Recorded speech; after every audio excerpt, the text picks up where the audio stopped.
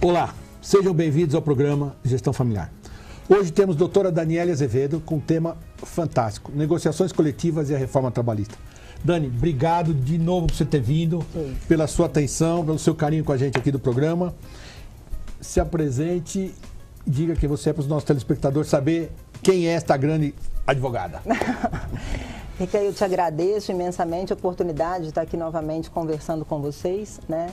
Estivemos juntos em novembro do ano de 2017, quando a legislação aí da reforma trabalhista entrou em vigor. A gente estava com um cenário naquela ocasião e passados aí os primeiros meses pós início da legislação em vigor, muita coisa já aconteceu, né? Muita evolução veio aí com relação que nós vamos a essa discutir. legislação. E é fundamental realmente essa iniciativa de levar, principalmente para os empresários, esse recado da importância de se conhecer essa legislação e ter uma boa gestão com relação à questão trabalhista nas empresas. Como é que está a reforma trabalhista, primeiramente, passado esse tempo? Como é que os empresários... Eu sempre te ponho na fogueira, mas é que você tem capacidade, é fácil de responder. Os empresários esperaram muito por isso, né? Todos, nós, sem exceção, acho que vocês também, esperamos muito por isso. Veio a reforma.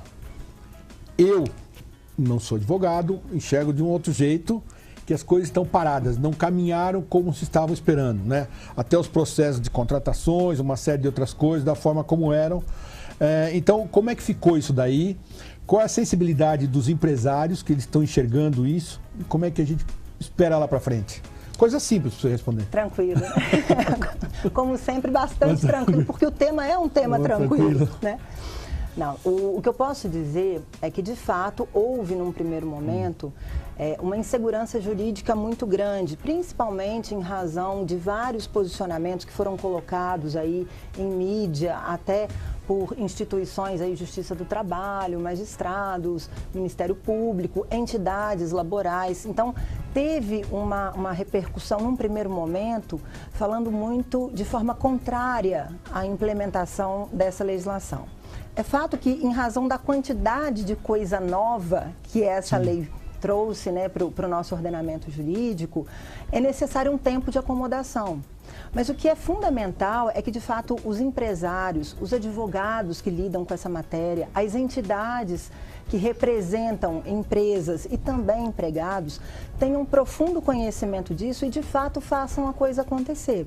O tempo vai passando, a gente percebe que algumas sentenças começam a ser proferidas, né, levando em consideração a modernização trabalhista. Existe, sim, aspectos que ainda trazem um pouco de insegurança jurídica, justamente por não ter um posicionamento consolidado com relação a todos os temas, mas eu vejo que é uma questão de tempo, é uma questão de empenho, é uma questão de entendimento e de consciência, acima de tudo, na minha visão, dos empresários, porque eles estão com uma ferramenta muito bacana em mãos quando a gente fala em ganhos de produtividade e de competitividade, quando você aplica a reforma trabalhista de uma forma adequada e faz a gestão do risco trabalhista. Vou fazer uma pergunta a você que o empresário fez a mim. Eu falei, vou perguntar a quem conhece, que eu falei que eu ia falar com você. Você acredita que aquela coisa que o funcionário sai da empresa hoje e amanhã vai para a Justiça do Trabalho, que se tinham vários advogados que faziam isso, independente de qualquer coisa, isso vai diminuir porque, pelo que eu entendi, hoje, agora vai a pergunta do leigo. Se eu entrar na justiça e eu perder, eu respondo. Eu já vi algumas coisas nos jornais, que alguns grandes bancos acabaram ganhando até dos seus funcionários. Se a tendência disso é diminuir, porque antigamente você se sentia mandado embora, você falou, eu vou descontar em alguém e mandava para o dono da empresa. Então, se isso, a tendência é diminuir mesmo, essa história do eu vou para a Justiça do Trabalho, e o que se espera disso? Nós já temos aí, sim, números, né, que foram inclusive divulgados em mídia com relação à diminuição do ingresso de ações trabalhistas E muito vem se discutindo, bom, será que diminuiu o número de ações trabalhistas porque está sendo impedido o profissional de acessar a justiça, de buscar os seus direitos? E essa é uma corrente, né, daqueles que são contrários à modernização trabalhista, mas o que a gente entende e o que a gente vem percebendo desse movimento é que, na verdade, tem mais responsabilidade na hora de pedir. Né? Justamente porque agora, havendo o que a gente chama de uma lide temerária, aquilo que você entra na justiça sabendo não ser devido, mas coloca lá um item daqui, outro item de lá, isso aí agora traz uma responsabilidade, inclusive pecuniária, para aquele que reclama de forma, não vamos falar indevida. Então vamos chamar assim, a Justiça do Trabalho daqui para frente é para o que tem direito, imagino eu. Porque antigamente a gente tinha, você sabe, conhece melhor que eu, as pessoas entravam, brigavam, como eu acabei de falar, com o patrão, o dono, se o nome queiram dar, vou pôr ele na justiça e inventava um monte de coisa. Então acho que isso hoje vai equilibrar um pouco. Como é que ficam agora, outra perguntinha boa, os sindicatos patronais e de empregados? Porque eu quero a sua opinião que deixe bem claro, porque acho que eu quero que você responda, dê a sua sugestão, sua opinião, que eu acho que é importante ali ao nosso telespectador. Como é que fica isso? Porque a gente sabia que existia antigamente um debate muito grande, que se ouvia nos jornais, revistas, greves para fazer e tal. Bom, hoje o mercado mudou muito, as pessoas estão sendo mandadas embora, porque o mercado não está bom, e mesmo com essa nova reforma trabalhista, o que tem de bom para o lado do sindicato do funcionário e do sindicato do patrão, vamos chamar assim, patronal. Vamos fatiar aí um pouco a conversa, né? Eu penso que, qual que é a grande sacada da coisa? A premissa básica, a construção dessa legislação vem em cima daquela questão do negociado prevalece sobre o legislado. Então, a negociação coletiva, seja convenção ou acordo coletivo, prevalecendo sobre a legislação, isso traz uma responsabilidade, uma valorização muito grande para esse instrumento e para essa conversa. O que é fundamental, e aí trazendo uma pitada, talvez, para essa nossa conversa, em razão da mudança com relação às fontes de custeio dessas entidades sindicais, seja patronais ou laborais, exista aí um momento ainda de acomodação, né? O que eu percebo, e aí entrando bastante no tema da nossa conversa, que é de negociação coletiva, o que eu percebo, e esses números inclusive foram colocados em mídia, houve um recuo de 29% do número de instrumentos coletivos registrados no sistema mediador do Ministério do Trabalho, né? Isso significa dizer que o que está acontecendo é que não está se fechando esses acordos? Pode ser que sim. Mas então isso está sendo judicializado? Está indo muito dissídio coletivo para se discutir, para o judiciário resolver? Acredito que não, porque os números também mostram que houve, na verdade não houve um número de proposituras de dissídio coletivo como nos anos anteriores. Então é uma maior responsabilidade na hora de se conversar a respeito daquilo que vai reger a relação do trabalho.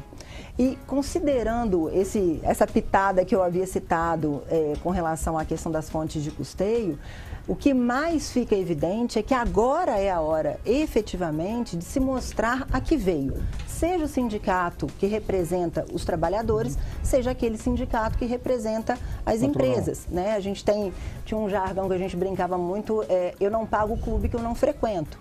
E eu preciso ver valor naquilo, né? Então, é o momento de se buscar o associativismo, de se valorizar o associativismo e de se trazer uma consciência maior para o empresário da importância da atuação conjunta.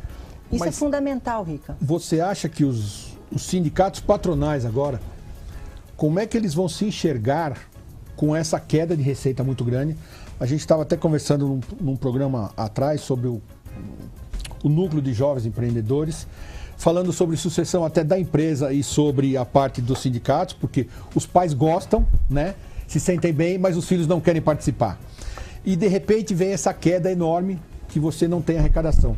Como é que os sindicatos vão se enxergar? Vou falar dos patronais, que eu sei que é uma grande experiência sua. Vão se enxergar com isso e podem se preparar para frente?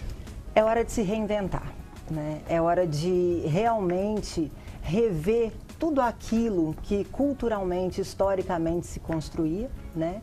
E trazer eu falava e continuo trazendo muito esse conceito da questão do clube, né? Então, se as empresas estão se modernizando, se as empresas estão fazendo essa troca natural de gestão, por que não nos sindicatos? É preciso renovar, é preciso trazer ideias novas, é preciso buscar aquilo que é valor efetivamente para quem eu represento. Talvez muitos dos sindicatos patronais ainda não tenham se dado conta da grande oportunidade que é para se aproximar da empresa. A valorização da negociação coletiva traz uma responsabilidade muito grande na hora de se verificar aquelas normas há muito tempo negociadas, muitas vezes o que a gente fala é mais do mesmo, né? E, de fato, travar um processo negocial maduro, novo, empreendedor, inclusive para se revisitar aquilo que já não faz mais sentido ter num instrumento coletivo.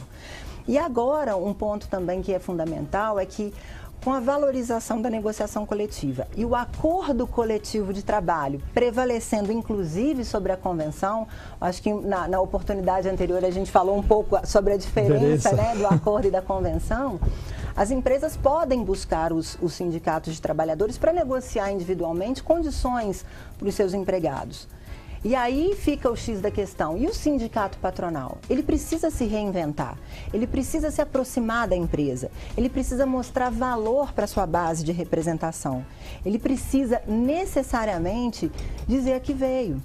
E é hora da mudança. Rica, eu não tenho dúvida que agora é uma hora importante nesse momento das relações. Eu enxergo assim, vou te fazer a última pergunta, como o nosso tempo está acabando, se pudesse ficava 3 horas aqui com você. Eu, particularmente, enxergo que eu acho que vai ser um divisor de águas isso, porque eu acho que o sindicato dos funcionários, né, dos empregados, o sindicato patronal, não vai ter mais aquele quem é melhor que o outro, eu ganhei, eu diminuí o seu salário, eu enxergo isso. Eu acho que com essa nova legislação trabalhista, essa nova queda de arrecadação, vão fazer com que eles se entendam um pouco melhor, né? Tem sindicatos que são mais persuasivos, eu não vou entrar no mérito. Mas eu acho que isso, talvez, eu estou colocando a minha opinião, não sei qual é a sua, até para encerrar. Como é que você enxerga? Eu enxergo que isso talvez vá unir mais, entendeu? E não vá prejudicar o trabalhador. Muito pelo Porque contrário. Antigamente as pessoas só queriam, o trabalhador, o empresário falava, estou sendo prejudicado. Fazia o funcionário falava, estou sendo prejudicado. Isso. Eu acho que agora vai unir um pouco mais. Mas essa é a minha opinião, eu queria ouvir a sua para a gente encerrar aqui. Eu concordo com você no sentido de que essa legislação trouxe, na verdade, a promoção do diálogo. A facilitação do diálogo no momento em que valoriza a negociação coletiva. E aí, para encerrar, eu acho que vale a pena ficar um recado, Rica, no sentido da importância de que as empresas se unam, tenham uma visão efetiva da gestão do risco trabalhista, façam um planejamento importante para o seu negócio para ganho de competitividade e produtividade. Penso eu que essa é a hora de se ter uma visão setorial e o sindicato patronal é a ponte que faz isso acontecer. Né? Ele tem que ser o verdadeiro articulador dessa conversa, desse diálogo e dessa intermediação das diversas visões, dos diversos setores na busca de um ambiente de negócio melhor quando a gente fala da questão trabalhista. Porque perfeito, eu só vou acrescentar aqui, porque eu acho que as pessoas têm que entender que um depende do outro, né? Eu dependo do funcionário para trabalhar, para me dar o resultado, e o funcionário depende daquilo para ter.